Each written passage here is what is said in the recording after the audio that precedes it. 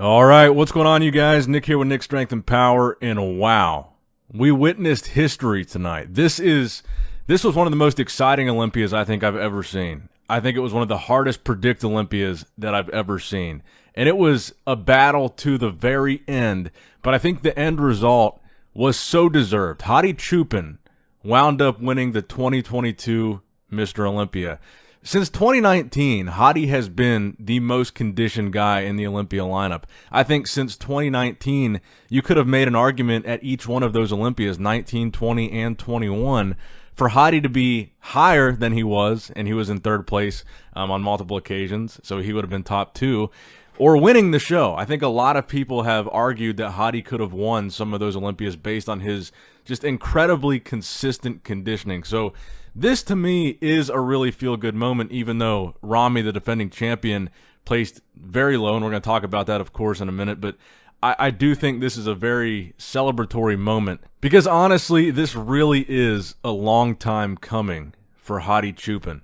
He did what he does best, and he came in with that crazy conditioning, and he won the show. Now, the other results, and these results I feel like are really directly representative of hearkening in the new era of bodybuilding. We've talked about it for so many years. These young guys that are coming up, they've had these fast rising stars in bodybuilding. They've been winning the other shows like the Arnolds, like the New York Pros. They've been top placers at the Olympia. They've been top 10. But now I think that new era of young bodybuilders is officially here. Derek Lunsford at his first Olympia ever in men's open bodybuilding, taking second place, and I think that was well-deserved. I said this at prejudging. I think of all the guys that came out, Derek was the guy that impressed me the most. I mean, I think a lot of us were expecting Derek to do well, but I think he was the guy that really over-delivered beyond expectation of how well he thought he could, or how well we thought he could do here. When he came out, I think everybody was just floored with how good he looked in this division coming over from 212. He did not look small at all. He fit right in this division. He looked phenomenal. V-taper, the structure that he brought, the conditioning. And shout out to Hani Rambod, man. Hani coached both of these guys. He has 2 Olympia wins on his coaching resume this year. His Chris Bumstead won Classic. Hadi just won Open. And then runner-up in Open, Derek Lunsford. So Hani Rambod with a very clean sweep at this Olympia. Third place, Nick Walker. Very happy to see this. Nick looked amazing. Nick deserved top 3. In my predictions, I had him in 4th. I think he did deserve higher than 4th. He looked better than I expected he would look here. In 3rd place, awesome for Nick. Now, 4th and 5th. This is where I feel like the old guard is really getting pushed back. In this new era is really making a statement because this was your top 2 from last year that are now in 4th and 5th. Brandon Curry in 4th place, and I think that was a deserved placing. And Big Ramy in 5th place. I think the most surprising placing of the night aside from Hadi Choopan winning. Which I do think is unfortunate for Ramy. I think he looked a lot better at the finals than he looked at prejudging. And then shortly after prejudging, well, the next day we learned that he had this injury. We saw these lumps on his quads and his glutes. But I think the revelation of this injury that he's dealing with is probably the biggest part of this because I noticed a lot more at finals. There were some poses that he did really struggle with. Even though he looked better at finals, there were some poses where it looked like he was struggling to hit the pose, and I think that was a result of this injury. And I think those little details of him not being able to fully complete a pose in certain poses, I think that could have been a big factor in why he placed where he did. Now, I still think that Ramy, he looked decent. I did predict him to win. I'm eating my words. I was 100% wrong. That being said, I still am surprised he placed as low as he did. I thought he might be top 3 or maybe 4th, him and Nick battling it out in that 3rd or 4th place spot after what we saw in finals. I'm glad he's not in 6th. I'm glad he was in the top 5.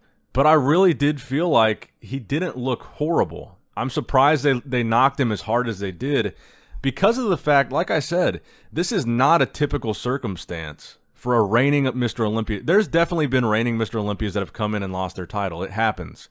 But I don't think it's ever happened that someone has won the year before and came in 5th the following year. And that's why I was so shocked that they didn't compare Ramy with the rest of the field.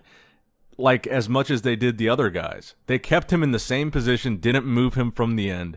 And I almost wonder if there's any politics involved in this decision. Now, granted, I don't think after watching this that this decision was a bad decision. I think Hadi Chupin deserved the title. I think he looked phenomenal. He really brought it. And I don't disagree with that victory at all. I think Hadi Chupin did deserve to win. But the little conspiracy theorist inside of me wonders. We did have these controversies with Ramy blowing off these guest appearances. He didn't do the big guest posing in Pittsburgh, and Derek did. Derek actually filled in for Ramy. Derek wound up in second here. A lot of people said that Ramy wasn't doing much to represent the title. He wasn't making appearances. He wasn't really active on social media until the weeks right before the Olympia. Could there have been a political factor that played into this decision? Because like I said, I still think it's unusual that they didn't move Ramy at all, prejudging most of the finals until the very end, where they did move Ramy into the center for the very end of the last call-out.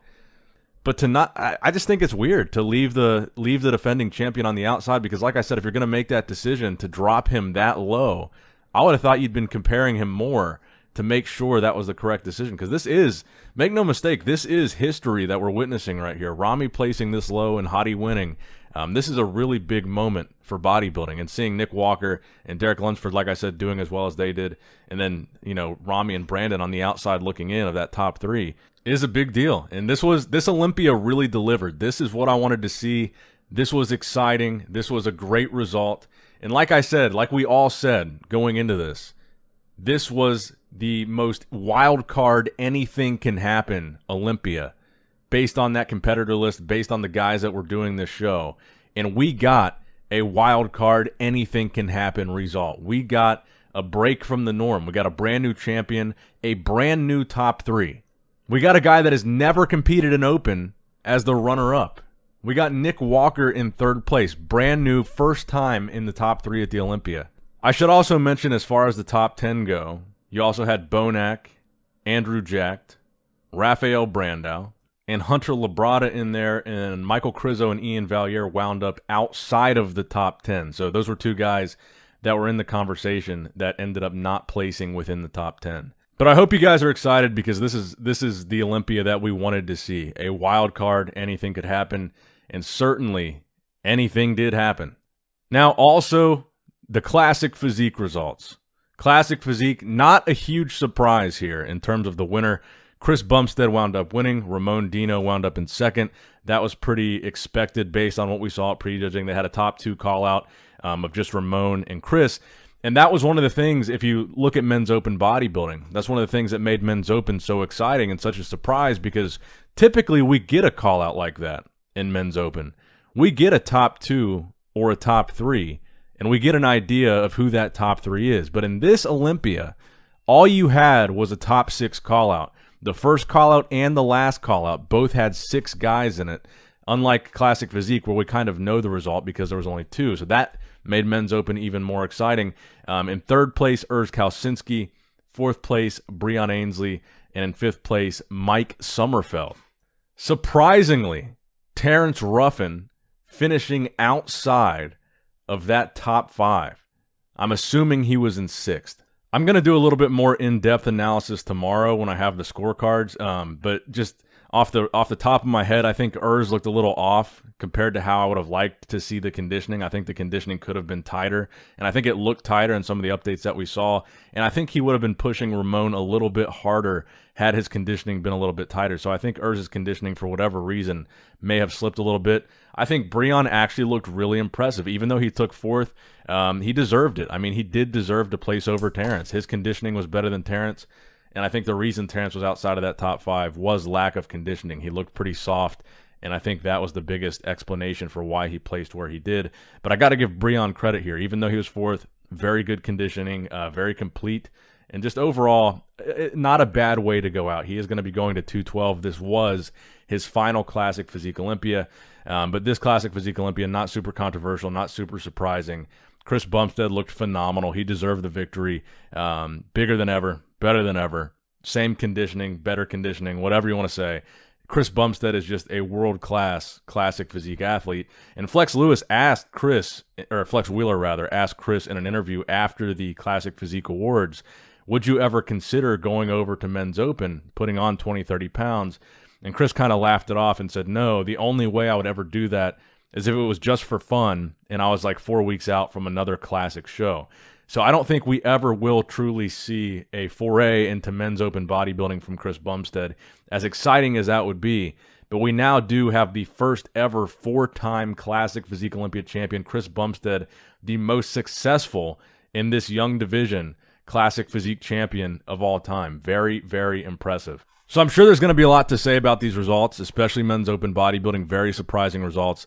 Let me know what you guys think in the comment section below. Make sure you like the video and subscribe to the channel if you have not already. I'm going to do some more Olympia analysis, and tomorrow, of course, we've got the interview, the Olympia wrap-up with Arnold Schwarzenegger on the channel tomorrow. And just a reminder, my coverage of the 2022 Olympia weekend is presented to you by the Arnold Sports Festival, the world's #1 health, fitness, and sports expo. To celebrate the 35th annual Arnold Classic, they're running a limited time pay-per-view sale. Enjoy all the weekend's non-stop action for just $35. Don't miss out. Purchase yours today before the sale is over. Head on over to arnoldsports.com and check it out. And as always, I love you guys. I appreciate you guys. Nick Strength and Power, Olympia weekend, signing out.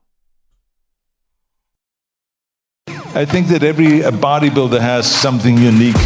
If it is the pose off, or if it is a certain pose that really closes the deal. I think the action is a lot of it in a combination of symmetry, of size, muscle separation, definition, and the performance, so that you can show all of this quality that you have. Because they have a lot.